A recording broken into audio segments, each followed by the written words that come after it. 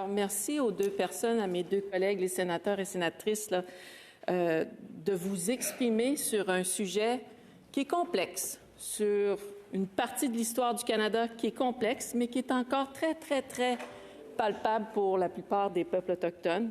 Et je suis fière d'être moitié Innu et québécoise, donc je le sens au quotidien. Mon fils est Giksan, qui est juste les voisins du peuple Haïda. J'ai été accompagnée par une grand-mère spirituelle pendant l'enquête nationale par Bernie William Poitras, qui vient de cette grande nation, mais qui est aussi une matriarche, une guerrière, une douce guerrière, et qui est issue d'une lignée familiale depuis des millénaires. Oui, comme matriarche, mais comme chef héréditaire aussi. Et vous comprendrez que ma position, je vais le faire avec douceur et avec amour, c'est sûr, mais de nous rappeler collectivement que la réconciliation, c'est aussi un bout de vérité, que seuls nous, les peuples autochtones, vont détenir, ou par la tradition orale, vous le partagez depuis des décennies, depuis des siècles peut-être. Et de nous rappeler collectivement aussi comment c'est important de signer ces ententes-là. Le droit à l'autodétermination, c'est la première chose que j'avais quand je suis rentrée ici dans cette chambre. Un médaillon fait sur une peau de caribou où je disais « Éducation, justice, droit à l'autonomie gouvernementale ». Donc, autonomie, super important. Mais en même temps, rappelons-nous que dans cet même espace, comment le colonialisme nous a fait mal. Les femmes autochtones surtout. Comment ma mère, en mariant le plus beau Québécois, va être expulsée de son territoire. Et les langues, et ainsi de suite. Toutes des choses qu'on apprend au fil du temps. Et en février dernier, le mois de l'amour, mais aussi pour les familles qui ont perdu un être cher, c'est un moment où on réfléchit. Hein?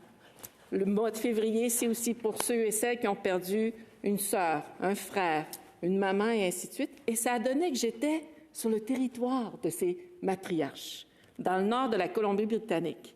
Et elles m'ont saisi pour me dire « ce projet de loi-là va nous faire mal parce qu'on ne nous a pas écoutés ». Et je leur ai exprimé dans mes mots à moi qu'en même temps, 50 ans plus tard, il y a des fois, il faut aller de l'avant même si ce n'est pas parfait, même si ce n'est pas ce qu'on aurait espéré comme peuple ou comme société ou comme pays. Alors, essayez de vous faire entendre. Elles ont essayé de se faire entendre dans le cadre de nos structures ici au sein du Sénat, mais leur voix n'a pas résonné.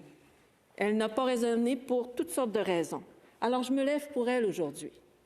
50 ans de colonialisme, 50 ans de débat pour le peuple, de ce beau grand peuple-là, Haïda, pour enfin arriver à quelque chose.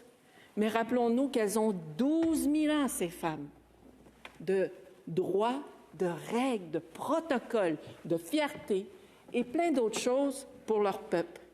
Et souvent, je vais me faire dire par tous les gouvernements que j'ai rencontrés ici, « Ouais, mais c'est entre vous autres, ça. Il faut que ça se règle entre vous autres. » Bien, ce n'est pas entre nous autres qu'on a mis une loi coloniale. Alors, vous comprendrez que je vais me lever pour m'abstenir. Mais vous, dans votre plus profond, vos valeurs à vous, vos croyances, de vouloir soutenir, ça vous appartient et tant mieux.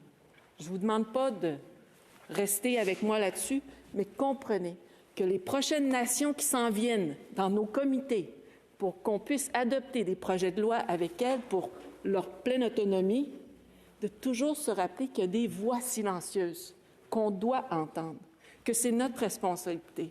There's so many voices that we... Il y a tellement de voix.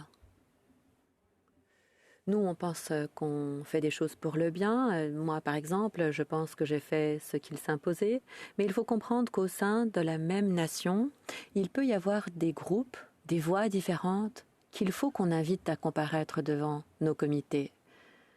J'espère que vous comprendrez mon abstention. Parce qu'il y a des voix qui ont été entendues. J'attends avec impatience que nos témoins viennent nous voir et je leur poserai les mêmes questions. Où sont nos femmes autochtones? Dans quelle mesure est-ce qu'elles sont impliquées? Est-ce qu'elles ont participé à la vision que vous présentez aux sénateurs? Est-ce que tout ça a été construit à plusieurs? Donc, nous avons cette responsabilité Et je désire vous remercier tous, hein, tous ceux qui ont témoigné une ouverture d'esprit, ont ouvert leur cœur également, mais il faut savoir que nombreux sont ceux qui n'ont pas pu venir pour s'exprimer et qui n'ont pas pu partager leur vérité. Merci.